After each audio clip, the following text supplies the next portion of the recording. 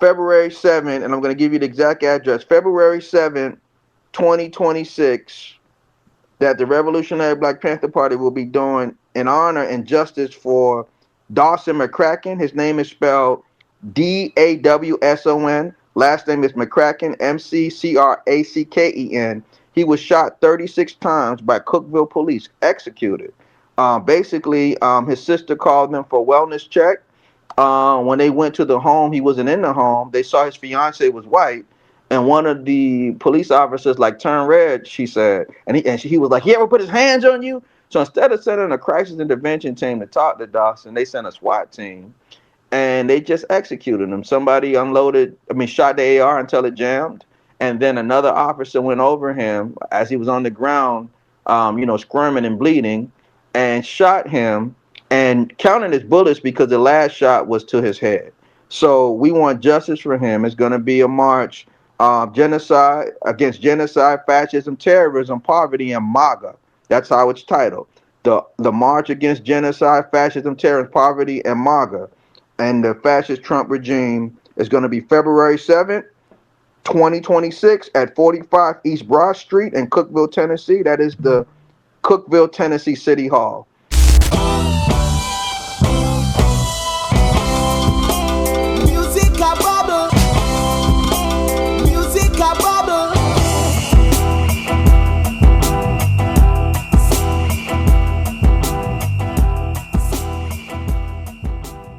Good YouTube. What's going on with you? You know what you're watching. This is the Closer to the Edge podcast, and I am without my co-host. The man of the international man of mystery himself is not with us today. He's had some things go on, emergencies happen. So it's just me today. So I welcome you to the podcast. We're not going to have a lot of banter beforehand because it's just me. But what we do have is an absolutely amazing list of guests today. We've got two people. One, we have Carlos Alvarez-Aranyos from the American Opposition. Now, if you guys have been watching, if you guys have been listening on Spotify, on Apple, on all the other things, you know who that is. We've been recording that. We've been showing video of him in DC. It's a whole thing. But also, we have, more poignantly in what's going on today and the questions that I need to ask, we have Dr. Alli Muhammad from the Revolutionary Black Panther Party. So, without any further ado, I'm going to put our guests on stage. What's going on? We have Carlos Alvarez-Aranyos. We have Dr. Alli Muhammad. First things first, I will let you guys introduce yourself. We'll start with you, Dr. Muhammad. How are you? How are you doing? So I'm Dr. Alli Muhammad. For those who don't know, Dr. Alli Muhammad, MD. I am the national leader of the Revolutionary Black Panther Party. I'm also the founder of the Institute of African-Centered Psychology. Occupation, I'm a psychologist. I specialize in trauma and PTSD, but I'm also a human rights activist. The Black Panther Party, we are the continuity, the same party of the 1960s, just updated into modernity. Background on self, grew up a Panther. Both parents are Panthers coming out of the 60s, and it's very, very, very deep thing. I know that the Panther has become under some attention right now. I don't know if that's some of the questions tonight, but, definitely happy to be here and also to be here with Carlos, who I see as a very, very great revolutionary in my eyes as well. Yeah, we're definitely going to be talking about that tonight. This is that type of show, man. Joe Sargent, I'm known for being a bit bombastic and asking those types of questions, but always respectful. And we got a lot to talk about there because there's a lot of questions with the Black Panther Party that's been in the zeitgeist of late on social media. And there's a bunch of different names. People may not even know that there are different factions. And so we're going to hear it all. I need it all from you, straight from the mouth. Introduce yourself, Carlos, and then we'll go from there. Don't worry about me. My name is Carlos Alvarez-Aranyos. I'm the founder of American Opposition. I was honored to host Dr. Ali at Broadview at our protest at the ICE facility. He was the one man highlight reel, and we have become very close friends, I think. And as he said, I just marvel at his spirit, at the energy that he's bringing to the movement. And I'm looking forward to working with him much more in the coming days and weeks and months. So, let me just say, first of all, I'm honored to have you both. And Carlos, I've been up close and personal with you as part of the Removal Coalition. I see the work that you do, not only online, but on the ground. Your speeches are some of the most motivating and inspirational speeches I've heard in the past 10, 15 years, just being honest. And I thank you for giving us at Closer to the Edge this time. I It's want to talk absolutely about, my pleasure. awesome. I want to talk about first the things that you guys are planning on doing. I hear that you guys are planning on coming together on some things. Is this secret stuff or is these things that you could talk about? I think there's going to be both. I think one thing that is immediately interesting to me is galvanizing the youth of this country and giving them an alternative to what Charlie Kirk was saying and what to all these sort of young conservative influencers are infecting our colleges and our high schools and are polluting the minds of our kids and making them feel that hatred makes them cool, you know? And so the first thing I said to Dr. Ali was, I think we should do a college tour, go out and speak to these kids and give them a better sense of a life worth living. I think he and I both model sort of a modern activism that brings, social media awareness, that brings, obviously clear messaging. We know who we are. We know what we want to do. We're also not of the movement, meaning we bring our own experiences to the movement, but we are just regular people doing regular things, and I think we can hopefully inspire young people to understand that there's an alternative version to life than the one that Charlie Kirk was selling them, and one that activates them in favor of democracy, in favor of values, in favor of caring, and that leads to a better life. And so ultimately, I'm super excited to see if Dr. Ali and I can get on the road a little bit, talk to some young people and make them see that there is a better way. Beyond that, I'm sure there will be some secret stuff we're going to be doing together too. Right now, I just landed in Minneapolis. I'm here to give straight face to ICE. And we just got on the ground. My first action will be in 51 minutes at Greg Bovino's hotel. So I'm excited to get out there as we say goodbye. I don't know if everybody heard, Greg Bovino was just removed as the commander of the Border Patrol. And so we're going to wave him off and by going to his hotel and making sure he gets the last night of sleep. He hopefully will not sleep very much. We're going to take care of that tonight. Yeah, tell him we said hi. Tell him we said hello. Tell him we've enjoyed his cosplaying. Let him know that Closer to the Edge has enjoyed his cosplaying and his tailored jacket, his newly tailored jacket. Let him know. I will let him know exactly how you feel. I really will. I promise you. We're going to have a really cool Status Quo News is going to be on site, so they'll probably be streaming it. So just connect with them and hopefully keep an eye on us. We're going to have a good first night of action here in Minneapolis. I'm excited about it. Outstanding, sir. Outstanding. So that is one of the things that I absolutely am kind of like broken about. Even this weekend, I went to go follow a candidate in Georgia, and I've been doing all the things I can to just make sure I'm doing something in the fight, but not being in Minneapolis, not being in Minnesota while Brooke T. Winchester was there throwing dildos at the ICE agents. Beautiful. I mean, he's a genius. He just is. That's why he's my co-host. Seeing people like Nick Valencia get face down with a firearm in his face, right?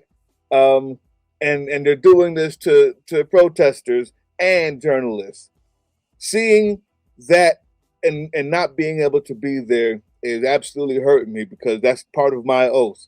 I joined the military right after high school. During high school, I went to boot camp while I was still in high school, and I didn't do it because I wanted college money. I was one of these fools brought up to believe that it was my duty, and I was one of these fools who realized that where I came from in Jamaica at that time still hadn't seen a peaceful election in about 50 years. Had never seen one. Never seen one. And I knew that if there had to be something that I could do to give back. That's why I joined and I made that oath. Seeing now what I see this country has become, I find it a little bit disgusting. I find it a little bit disgusting, but I still honor the oath I gave. I say all that to say, Dr. Alli Muhammad. First, I want to talk about the Black Panther. You guys have an oath of sorts with the people that has gone back to when it was just the Black Panther Party, and now you, as the Revolutionary Black Panther Party spokesperson here, the head of it. Where do you guys see yourself in this fight? In this fight against authoritarianism, this fight in Minneapolis and even more states? We see ourselves on the front line, and I'll explain to you in this juncture. When you the history of fascism and racism in this country, first and foremost, this country started off by genocide on the indigenous people. The indigenous people were decimated to bring in another people, my ancestors, in shackles and chains. And a Holocaust ensued, forcing the indigenous people and my people as well. And out of that, so many things came about. The birth of capitalism came out of that. Capitalism was an institutional experiment that was created by the chattel enslavement of a people, the exploitation of one person by another person. Out of this paradigm, we even got the birth of racism, 1676. And I'm not trying to, I'm just getting somewhere with this now. 1676, the Bacon Take your time, brother. Rebellion. 1676, the Bacon Rebellion. Black slaves and white slaves got together to fight the ruling class. When the ruling class, when the oligarchs, when the bourgeoisie saw this particular dynamic, they said, no, we got to do something about it. So the concept of race was created, aka racism, aka racial warfare, aka white supremacy, and black and white, and white privilege, and a structural dynamic. And then we continue to be oppressed because of now not just our origins, but now race, ethnicity, and culture. Moving right along, we went through so many skirmishes with that. After the Civil War, Emancipation Proclamation, the racism became highly structural. Different things came about. People like to argue and say, "Oh, well, the Democrats started the Ku Klux Klan," which is true. The Democratic Party basically engages in social norms. The people. They said they wanted to restore America back to its value, which was a white supremacist status quo. And the Republicans started Jim Crow because they deal with the corporate racism and white supremacy. So they both are dealing with the same thing, just in their own way. So it's an argument that becomes dead, right? So, but let's get back to this point though. So to answer the question, so there's always been an ongoing war racially in this country to return black people back to that plantation living condition. That's what Jim Crow was all about. The U.S. government came up with it was Louis Giuffrida. I think you spell his name Giuffrida. And his actual is called um, racial imperative, national security racial imperative that he gave to the Army War College. He listed that the rounding up of all black people in America and putting in Louis, wait, Louis G's. Give me that name again. Luis. The last name is, as a matter of fact, let me give you the direct spelling. So I'm talking, so you can just give me 1 second. I'm gonna give you his exact name because I guess for premise it's important, and I give you the direct citation to look up because I'm getting somewhere of how this is our fight on the front line. So Louis Giuffrida. Let's see. Okay, here it goes. So we have his name is spelled Luisgiuffrida.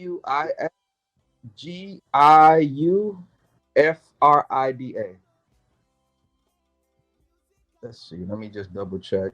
GIU.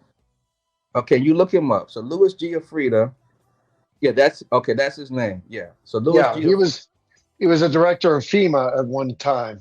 I think I know that history a little bit.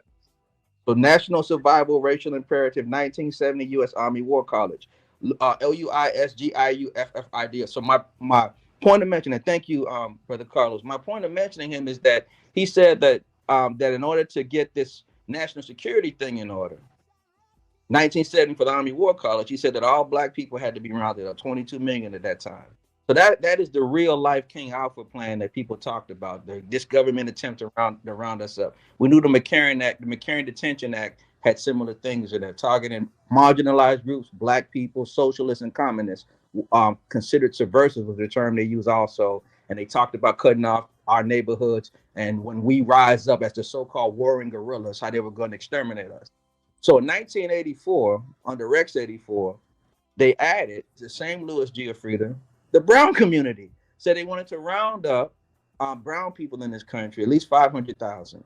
And so my point is that it's always been an attempt by the racists in this country, by fascists in this country, to attack us. And our struggle has always been a collective struggle.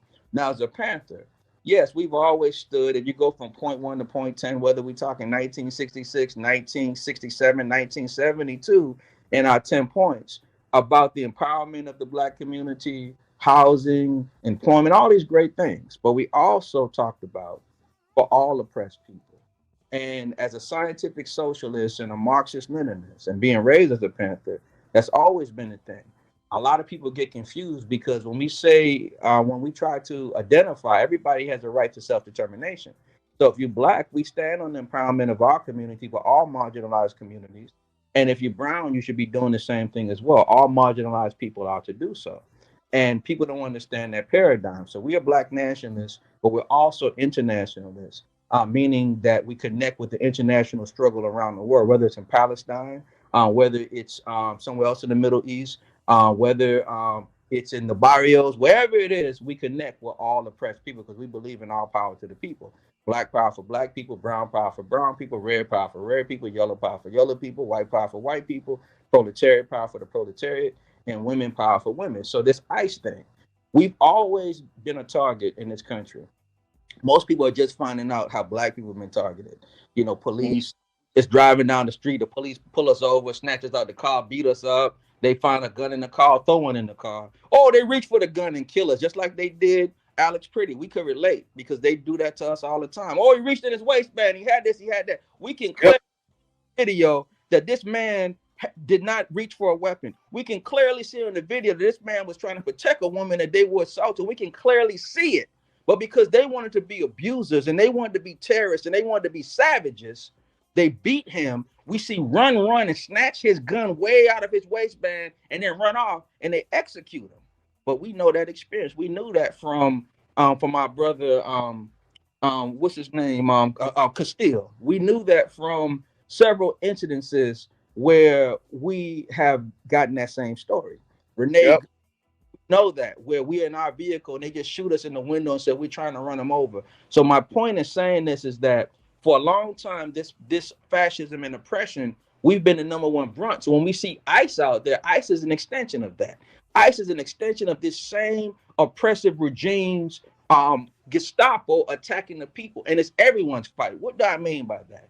Because at the bottom of their targeted terror system is white people and marginalized white groups. Above that is women. And then you keep going and you get a segment of a lateral immigrant community of Asian, Arabs, and other immigrants. Then you get the Latino or brown community. And above that, you get us. You get black people. And of course, and our indigenous brothers and sisters are right there as well. But you get us. So it's a tier system. It's all our fight. That's why they went to Portland. Right here in South Shore, I live in Chicago, Illinois. I had just left Broadview ICE Processing Center. And this was September 29th, 2025. I'm sleeping. Black Hawk helicopters wake me up. I look out the window. So, I'm going to say everything I did is security procedure, but I did that and I made a contact and I said, can you see what's going on? And then when that was made known to me, what was downstairs and outside in the street, I go outside, looks like soldiers everywhere. Find out later CBD and ICE. But when I come outside, I see black children zip tied some naked, some lightly clad. I see black women zip tied, some naked, some lightly clad. Black men zip tied, all zip tied to each other. Some naked, some lightly clad. Latino men zip tied, some naked, some lightly clad. Latino or brown women zip tied, some naked or lightly clad. And children, brown children, like children, zip tied, some naked and lightly clad. They said they were checking black people for warrants and our Latino brothers and sisters, Latinx brothers and sisters, brown brothers and sisters for status. So all of this is like a test case and test run for the oppression of all people. And until we, the people, don't understand that, we'll always fall off. Last thing I'm going to say, and I'm sorry for being long-winded, but No, do that. Do that. It's no big deal. Because I'm gonna show the people a video of what you're talking about there. I too am from Chicago. Um, for a very young part of my life, for about 15 years, I lived there before moving. So it's very close to my heart. But you can go ahead. okay, thank you. I appreciate it. So the deep part is that is a test case for their overall warfare against everybody. See, the Bacon Rebellion changed not only America, but the world. And it helped to expand capitalism, right? And when we talk against capitalism, people, oh, they don't understand that you can't have capitalism without the exploitation of one person by another, because it was birthed in slavery. So it can only exist by oppression, but continuing to the point. So the Bacon Rebellion was the greatest threat to these oligarchs and bourgeoisies. And so what people don't understand is that, okay, we talk about COINTELPRO a lot. I know that's back in the atmosphere and all of that. And one of the most major memos of COINTELPRO, it talked about neutralizing, it talked about distracting, it talked about exposing, use the term expose, it talked about the part of disruption, it talked about all of those things, and it says to, yeah, I did say neutralize, right?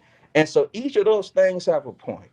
But here's the other thing. There was a second memo in COINTELPRO what talked about to make sure that black white people who meant well and affluent black people and just every other day black people are divided. Well, we the people don't come together to fight this war together. And so that was the second memo.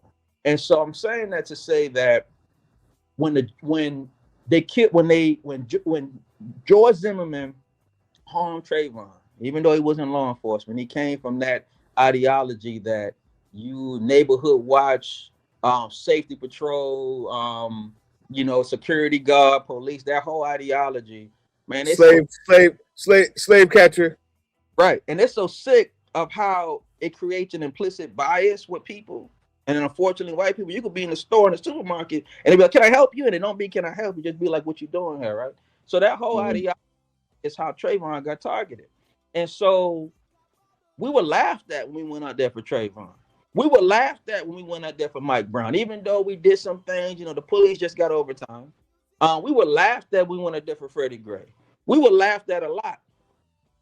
But when we went out there for George Floyd, they wasn't laughing anymore. The reason why they didn't laugh is because you had black people, you had Latino people, you had indigenous people, you had Arabs, you had China, you had everybody was out there. So it wasn't a black thing or a brown thing or a white thing. It was the people thing, because the people united can and will never be defeated. So that's what they fed. And if you notice, after that happened, Derek Chauvin immediately got arrested. After that happened, when police started doing things, they immediately started arresting. They didn't play after that. It was only when this fascist bastard came back into office and came with all this enabling and so-called, promises of immunity and all these other crazy things he did. Yeah. Crazy. Then he released ICE on the people as a different type and extension of law enforcement. So my point is that understand George Floyd and understand Bacon Rebellion, understand, number one, how it's all our fight, why it's all our fight, and how they feel we the people united, because we can never be defeated. Outstanding. And the point that you made about Chauvin being arrested, about there was small change, incremental change happening, but faster than it had ever happened before, as the streets flooded with people of all colors who were mostly black after the Floyd murder. There's people who say, man, it didn't do anything. Is it? No, it did do something. There were tangible effects from that. And I try my hardest to remind people of that and say, and just for us to remember that there is something that comes from the mobilization of the people. Oh, Unfortunately, 100%. We're seeing yeah. that Go ahead. right now. No, we're seeing that all over the place. Let me tell you, when we went to Chicago and did the protest at Broadview, Dr. Ali and I were both there. The police had issued a limit on backpacks at the protest and other kinds of defensive kinds of things like gas masks and et cetera. And we were able to leverage the power of the movement to get the police to back off, and not just to back off, but to do it in writing. It was, the power is real. The power, if it's organized, if it's organized and arranged properly, we can wield it. It's a great sword. I would remind everybody that we just had an immaculate election. The Democrats won everything they could physically win in this country. The only two races they lost was because they didn't have a candidate in either race. They won Yeah. everything. We call it the immaculate election at American Opposition. And that was the product of our work because the Democratic Party is at 22% approval. Um, and we didn't have to burn Jamestown to make that happen, like Period. the Bacon Rebellion. We were able to do that just by showing our force repeatedly through No Kings and through other protests and through direct actions. We did an action at Russell Vaught's house, and those kinds of things. Persistent pressure works, especially when the stakes get higher and you continue to escalate the pressure and you continue to target it. People will be responsive to that because the reality is these Trump people, they're in it for power, but they also want to be able to enjoy that power and to accrue money and to accrue all these things. And the stakes are that if their kids are now asking them, Dad, Mom, why are you being called a Nazi? Those become real conditionalities for them in their lives. And so bringing the power to bear directly on people, bringing the power of the people to bear on the nation and on the systems, like Dr. Ali mentioned, it has always worked. We had an immaculate election. We got the Epstein files were released. First, no Republican voted to release them like 9 times. When the movement finally brought the power to bear, they got passed almost unanimously with a single vote outstanding. These are products of our work. It's a product of the mobilization that you're seeing. Greg Bovino was just removed as the head of the Border Patrol, commander at large, or whatever they called him. That is a product of our work. And ultimately, sadly, we're seeing a lot of sacrifices made by our own people. As Dr. Ali mentioned, people being targeted, not just murdered, but mistreated, brutally, tortured, being made to serve as slaves in these internment camps. All of these things are happening. And so a lot of people are suffering in the name of this movement. But the results are also clear, and we have to take stock of the fact that Donald Trump is the least popular president in American history, that this movement is moving rapidly and causing change, that we're empowering people like Governor Pritzker and Governor Walz to call out the guard and start doing some stuff that the feds are not going to like. And one by one, these steps that we take forward move us towards liberation. Obviously, it's a long fight ahead, and we all hope to get some shortcuts. We hope that Donald Trump dies so that, in the fight to replace him, everything will unshackle and we will have more room to operate. But in the meantime, we are applying pressure. We are applying it relentlessly. Everything from starting, the No Kings movement to the economic boycotts, the Tesla boycott, the Disney boycott, the mass blackout, all of that. We just had a general strike here in Minnesota for the first time, and hopefully we can expand that across the nation. But my point is that the results are right in front of us, just as much as the struggle is right in front of us. And I just want to remind everybody, the answer is not fear. Fear is what gives them power. It allows them to operate beyond their capability, to generate a sense that they are larger and more capable than they are. But the reality is, anytime we meet them face to face, they back off. They're about to leave Minnesota. They left Chicago. They left Los Angeles. I was there in LA. I faced off directly against the guard. Not a week later, they left. And we had communication with their commanders, and we were starting to leverage our power. And so the reality is, we need more unity. We need more action. We need everybody out on the streets. Now is not the time for fear. We have to starve them of our fear. That's where their power comes from, because Donald Trump simply hasn't done what he needed to do early to become a dictator. So now he's trying to fake it till he makes it. We can rob him of that opportunity, and we are robbing him of that opportunity. But what we really need is for Americans to step out and step up and to remember that we are very close to a victory here. But that fear that they are putting into people, that is meant to stop you from getting out the door. And so what we need everybody is to remember to be brave, because with your bravery, this is a matter of weeks, not a matter of months. If everybody steps out and steps in and steps up and joins us, this is a battle that will be very easy to win, because the power of the people is much, much greater than the power of Donald Trump. And because Donald Trump, frankly, is an emperor has no clothes situation. The man is fundamentally weak. He is fundamentally stupid. He doesn't know what the fuck is going on. And we can leverage that against him as well. And we do it every day. We trigger him psychologically. We try to drive him crazy. We try to stress him out. He's looking like he's nearly dying. Everything we get about his medical condition tells us that it's bad, and we're going to try and make it worse. And every day we just have to keep pushing every rock up this mountain. Eventually, one of them is going to crest and roll over on the other side and do the damage that we need. But ultimately, it's up to the people to show up and make sure that we put an end to this immediately, so that no more of our brothers and sisters, regardless of race, regardless of creed, regardless of anything, that nobody else dies at the hand of these tyrants and wannabe tyrants. Because frankly, these people are not worth our lives. America has to be better than this. We are better than this. I believe that we're going to recover from this and build a greater nation because of this. I think that this is just a reminder that this democracy thing is an ongoing project. It's homework. We have to do it. We can't just live off the credit of our parents and grandparents like the greatest generation did, which in some ways created the conditionality that we're seeing today, because they didn't do the hard work of Reconstruction after the Civil War, and we're still paying the price for that. So I just want to make sure that everybody understands this fight is a fight we're winning. We're winning unanimously. We haven't lost a battle yet. And the more people show up, the easier these battles become, and the faster we win them, and the more that the government realizes that they have no business trying to mess with us, because ultimately their power comes from us. And this ends when we end it. So sorry for the diatribe, guys, but that's where my thinking's at. No such thing as sorry. That this is what this platform is all about. The less I speak, the better it goes. The two things in there I want to talk about. Number one, the health of this almost dead pile of orange skin cells attached to a pee bag that we call a president is exactly just that. Incompetent and incontinent. He is stinky, gross. He's old and past his time.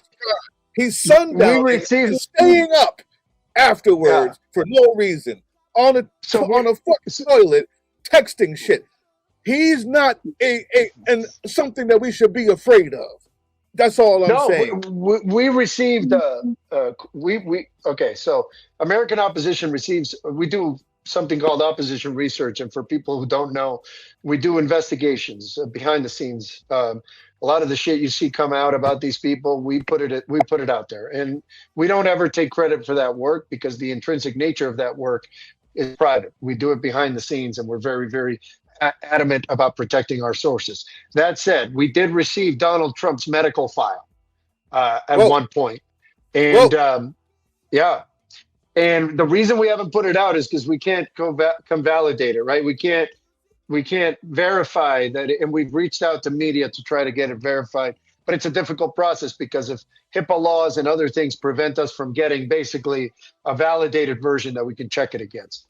But we removed all identifying information from the file we received, which we believe to be genuine, and we sent it to a physician for analysis.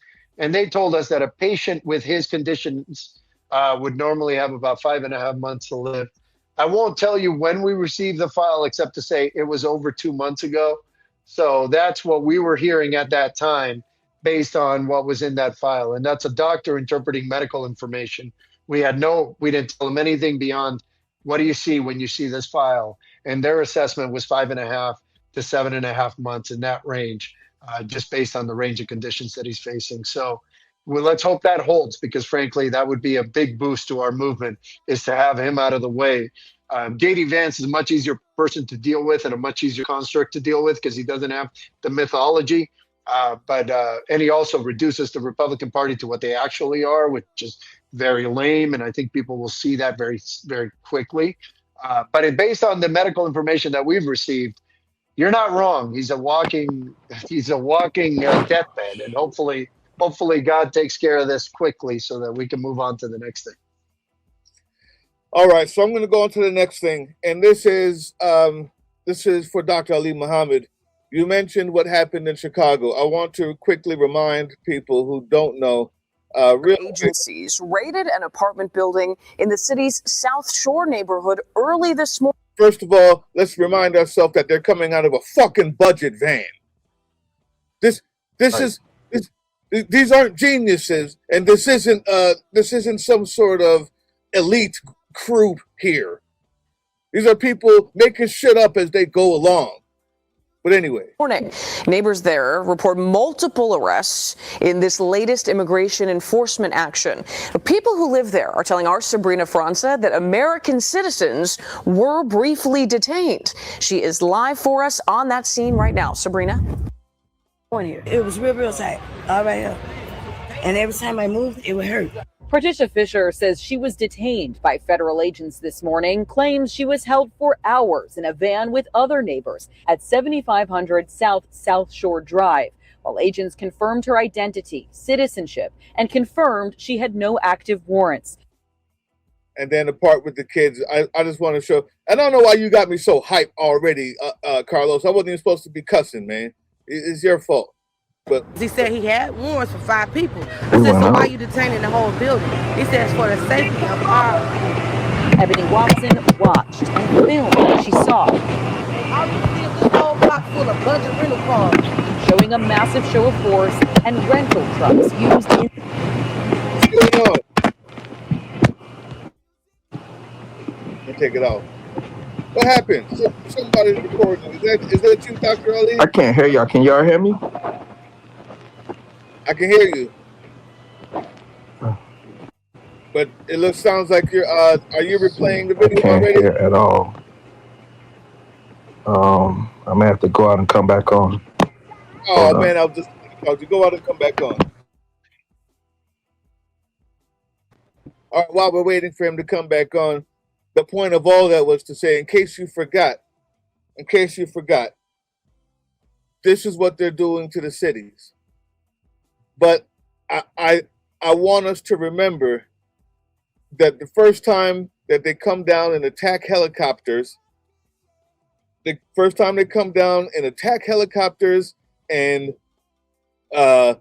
bring an entire complex out, it wasn't at the trailer park. It was where the black folks were, who were already impoverished and already expected to not have as much sympathy because of the America we live in. That's why this question was going to be directed directly to the head of the Revolutionary Black Panther Party, because I wanted to talk about what's going on at Broadview, and just the idea that they're always going to try it first with us. They're always going to do the most with us. But now, what I haven't heard in a long time, Carlos, is white lives matter. Have you noticed? No, look, I think the white community has a lot of thinking to do about what this means. This framework is not just about the violence that's happening now. It's a manifestation of a lot of hidden hate that was hidden for a long time, but that has never gone away. It was a failed reconstruction of the Civil War that was driven by slavery and by a community, meaning the white dominant community, that was creating an entire economy off the backs of other people's labors, and not just black communities, but Latino communities and Chinese communities, in building everything from the railroad to the interstate system. We've seen just a subjugation of people in order to advance economic goals. And the reality I think that people are coming into contact with is that life that way is not worth living for anybody involved, because ultimately the debt that you create by oppressing others and exploiting others is a debt that can that creates a toxic society that never finds balance. Or so no matter how much you think you're making progress by building shit, what you're actually doing is locking in uh, divisions that you can never reconcile and that are very difficult to reconcile. And the weight of that, we all carry that. Some of us carry it as shame. If you're white, you carry it as shame and as a legacy of hatred that you need to grapple with, because a lot of white people today, they don't think they own their share of the responsibility. And I would remind them that there is a difference between responsibility and blame. You're not, maybe you didn't directly perpetuate racism, but you are benefiting from it. That makes you responsible for it. And it doesn't matter whether you're directly involved in creating the system. If you benefit from the system, then you are responsible for that system, and you need to own that responsibility and the responsibility for changing that system.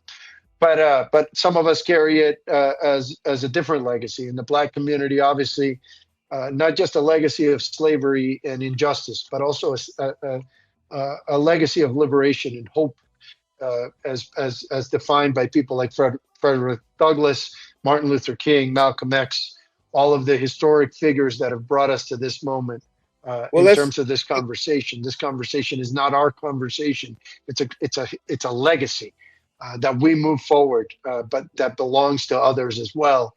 And that belongs ultimately to the people on the ground suffering these unbearable atrocities and persevering for their children and persevering for themselves and their wives and their husbands and et cetera. And for all of us ultimately. And just like we had slavery and then we had Jim Crow, we more recently have had Latinos picking our food and the exploitation of the quote unquote illegal immigrant, which is a construct of the modern time, which perpetuates the same kind of economic model where we advance at the mercy and at the cost of some subjugated group.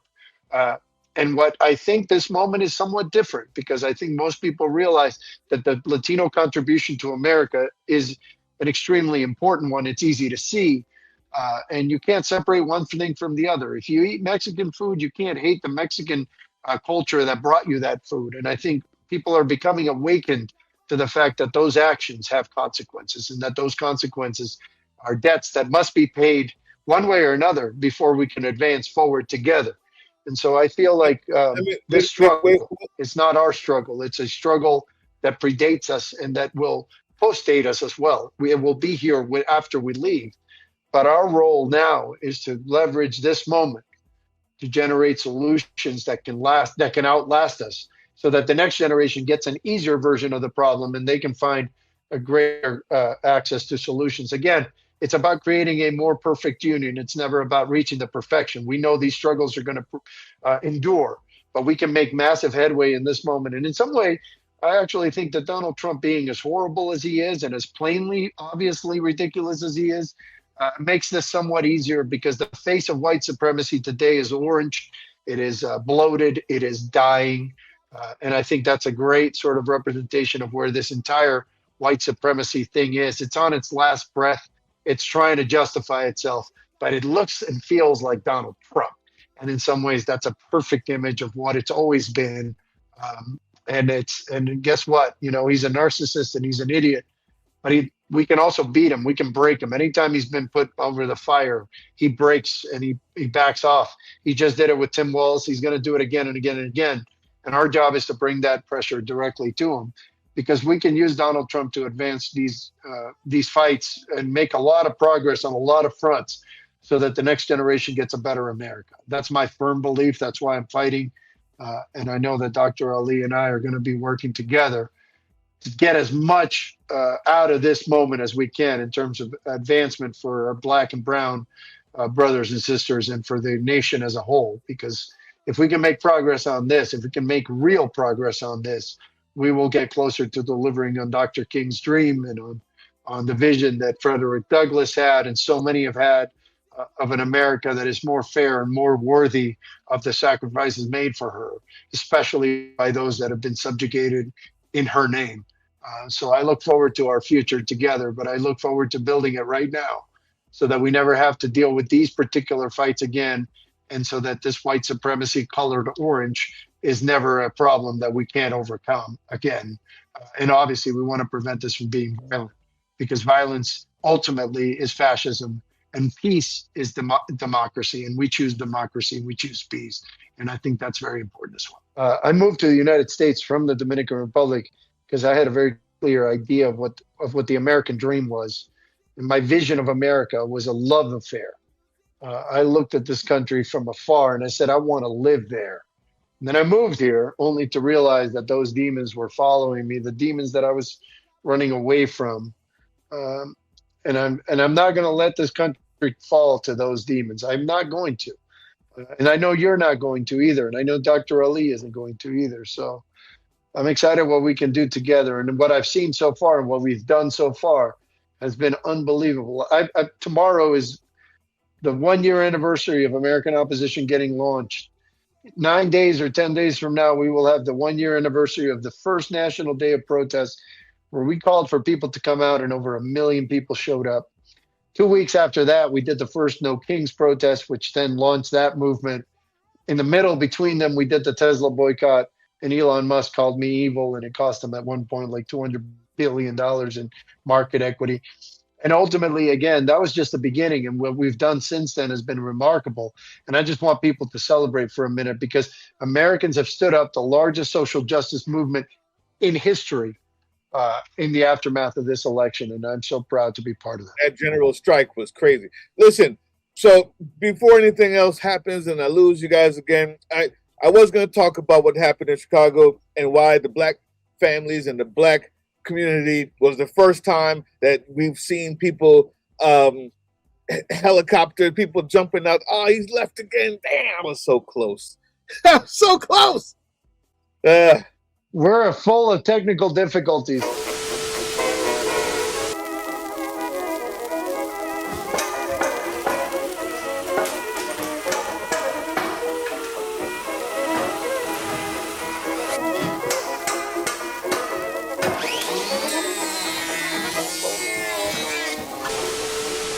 Okay, outstanding.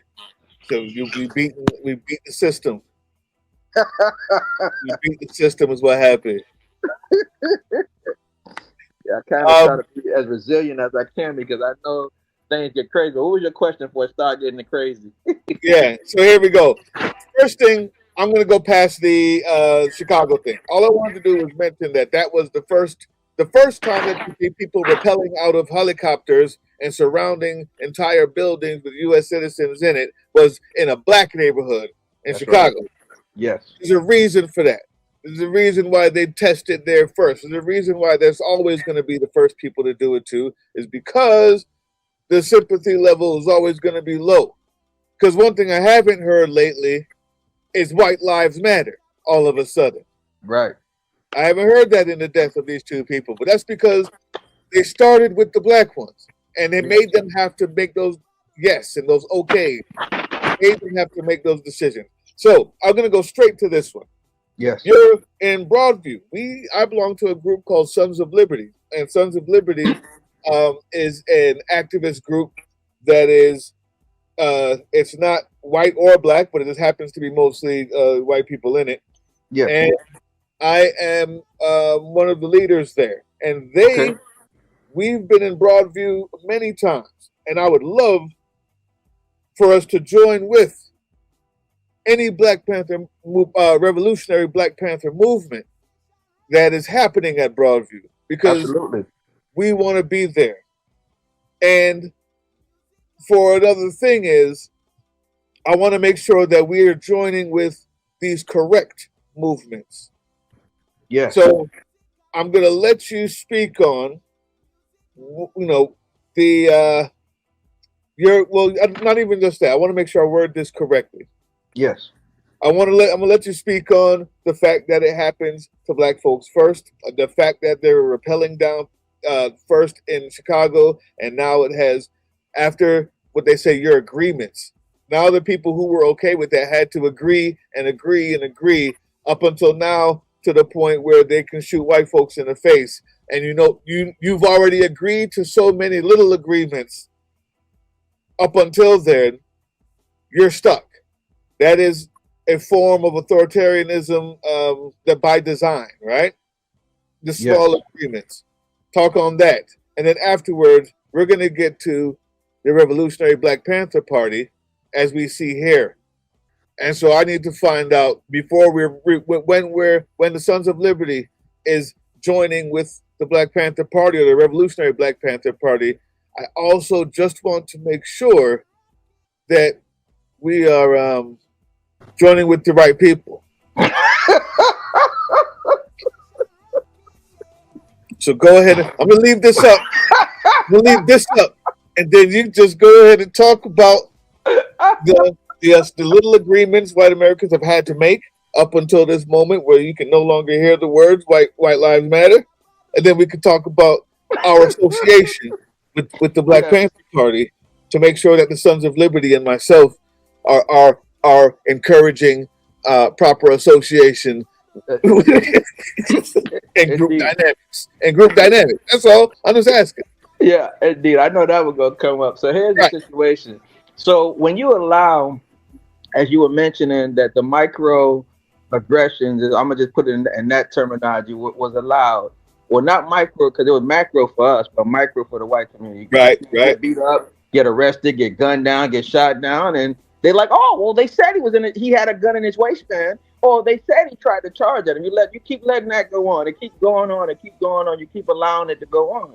And then we stand up, and then the narrative is either bought or accepted or is marginalized. That microaggression that the society feels, the majority society, which happens to be white, to the marginalized community of black people, not understanding, like Frederick Douglass. I hope I'm not misquoting him, but when you can't keep a person down without going down with him.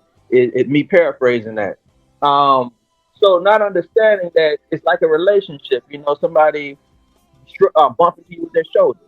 You let that slide, it's ultimately going to turn to somebody punching in your face. So you allow it to happen over and over again, and it's micro because it's us, but it equals on a macro level. So you allow us to get shut down and gunned down. Then the brown community gets beat up, tortured, and thrown in the vans. And all of a sudden, now Renee Good and Alex Petit is murdered and brutalized by the same thing that was allowed on a micro level. It becomes macro.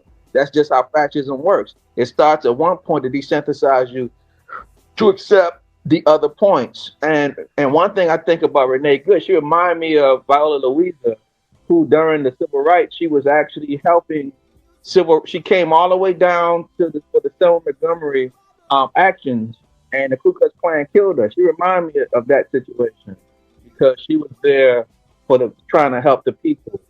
Alex Pretty, he was there trying to help someone, and they executed him. So that is my response to the little or the micro becoming macro. As far as the Panther Party, so I gave some history. There are groups, I'm going to say, that legitimately exist in their own right and they do work. That person that you just showed, and I just got to talk about it. And people that know me know that I'm not a person that put people on blast. I don't, if somebody tries to attack me on social media, I don't do tit for tat. I'm a person more of like whatever action it got to be, whether it's self-defense, physical action, or whether it's going to be some litigation action, whatever it is, I'm about action. So even though I have a social media presence, I never do it, never go tit for tat or put somebody on blast, but I must respond to this. So this person started off as a first he was pretending like he was in the Nation of Islam and he was doing like the little Malcolm X type of persona, like you and I. And they're like, nah, you're not in the money. Then he went to pretend to be a Pyru and he paid one of the elders, Baba Louie, to say he was his father, and he was pretending to be a Pyru. Now the Pyrus contacted me personally, and it was also confirmed by Ayatollah Mars, who's the oldest living Pyru. This dude never was a Pyru, but back then when all of these things happened, they like, nah, you're not even a real Pyru, you're not from LA. So then he took the Pyru to Pyru music or want to do so-called gangsterish rap. And so he was like, using 1990s California lingo, like, you bust through your mark. And he did music and he put Snoop Dogg on it with his picture, Rick Ross, and Dipset. And he put their lyrics with his lyrics in their picture saying it wasn't they ousted him. So all of a sudden he was cosplaying these personas. Then he just started cosplaying Panther. He showed up in Philadelphia about 8 to 10 months ago with this one video that the first video to go viral that made his presence viral. He was on a sidewalk about 20 or 30 feet from police. And he was like, "You can't come 80 feet. I got a concealed weapon permit." It was just an incident for no reason, so that went viral. Then the other day he did the safe light repair, safe light replace. I put the hole in the side of a window, and we the same Panther Party, just a little bit more aggressive. First and foremost, unless you did 10-hour shootouts with um, police, you are not more aggressive. Secondly, unless you got comrades or you've been in political imprisonment yourself, you're not more aggressive. And so I'm just going to say this. I thought that was disrespectful, and a lot of things were disrespectful. But also in Philadelphia, Pennsylvania, you can look it up yourself. The Revolutionary Black Panther Party, we have been active, and I'm going to say the chapter coming out of the 60s and 80s, as a Panther formation, we've been reactivated in the city of Philadelphia for almost 15 years, about 14 years in particular. We got plaques from the city for our work. Housing people, feeding people, giving vehicles, all type of stuff in the city. So when he showed up, it was just weird because it's not really anything going on and living off of the legitimacy of our working legacy. So myself and I know a lot of people feel she's controversial, but it's because of the agreement that we have in common. So me and Maisha Newton had got together to really to do cease and desist with this situation because it was unfair and all that. Well, let me not get off topic. But the Revolutionary Black Panther Party, those people that just popped up the other day, he doesn't even call himself Panther Party anymore. He calls himself the Black Lions Liberation, and I feel they have poor political education. He tried to defame the entire Black Panther Party. Currently, in the past, he was like a counter-revolutionary.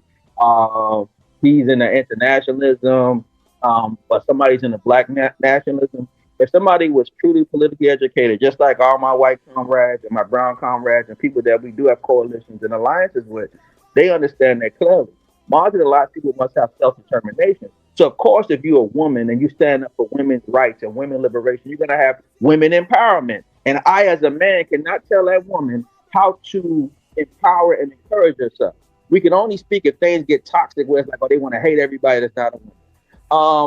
Whoever it is, whether that's because whoever it is that's standing up for themselves, we're in no place to tell them how to position themselves and for their own self-determination. That's a human right according to international law. So when black people stand up and we have self-determination, we can have black empowerment and black nationalism, but that doesn't disconnect us from the international struggle and the proletariat struggle, which has always been our line. Point one, the tenet of the Black Panther Party since 1966 all the way to 1982 and still today has always been about how we empower our community and also how we connect with that extended community, which is the international struggle, to the extent that the PLO and other groups in Palestine are pro-Palestine, but they connect with the liberation struggle of all people. That's because their oppression in particular. How could, and last thing I'm gonna say about it, and if you got any questions, I want you can ask a question. But last thing I'm gonna say is that one issue we had in the 60s and 70s is that we had a dialectical argument with cultural nationalists. I'm not a cultural nationalist. I'm a revolutionary nationalist.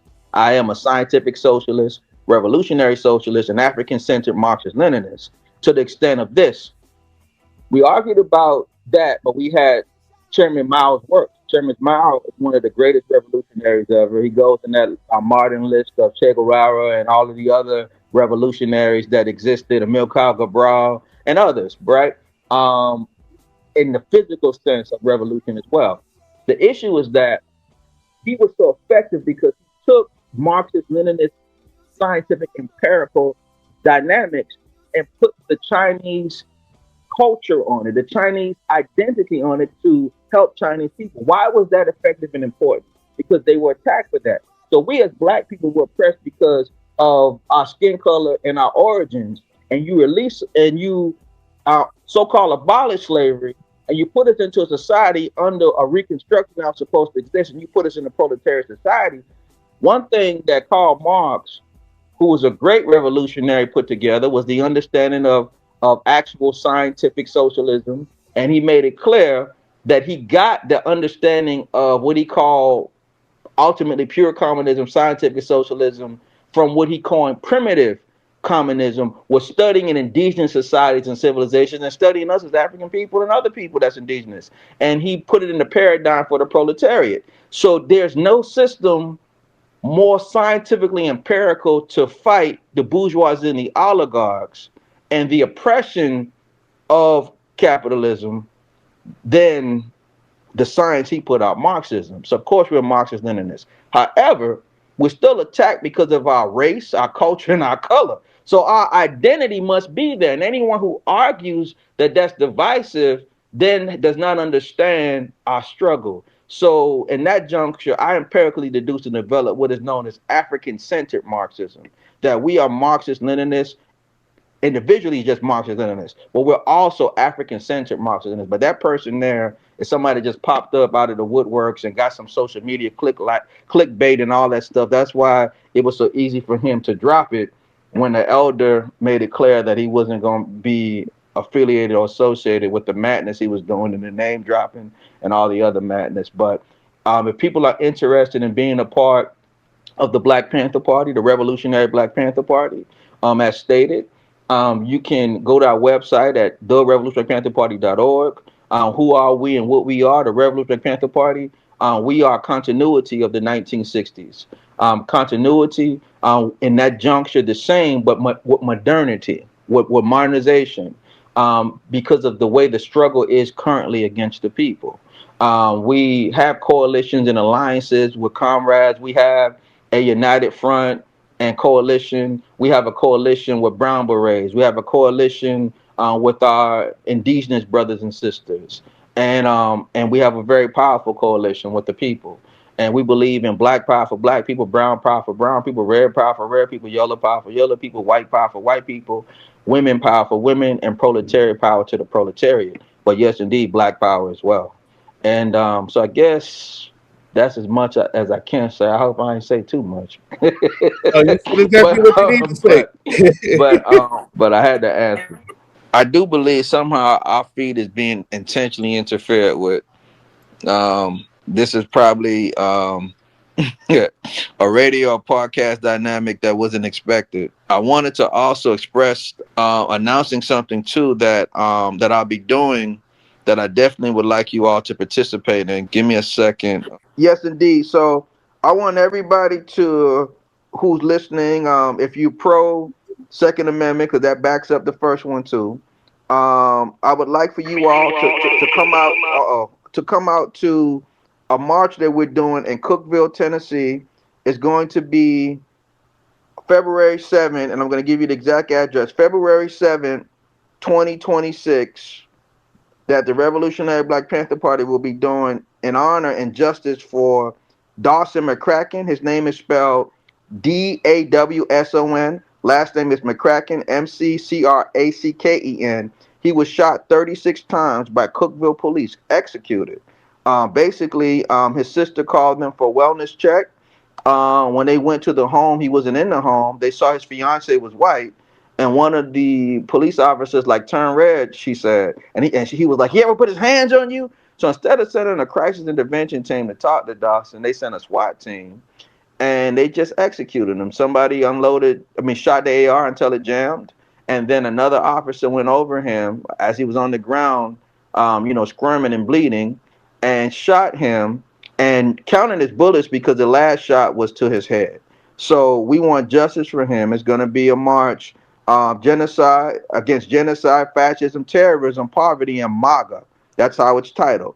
The March Against Genocide, Fascism, Terrorism, Poverty, and MAGA, and the fascist Trump regime is going to be February 7th, 2026 at 45 East Broad Street in Cookeville, Tennessee. That is the Cookeville, Tennessee City Hall. And I would like anybody who's interested to come out to that.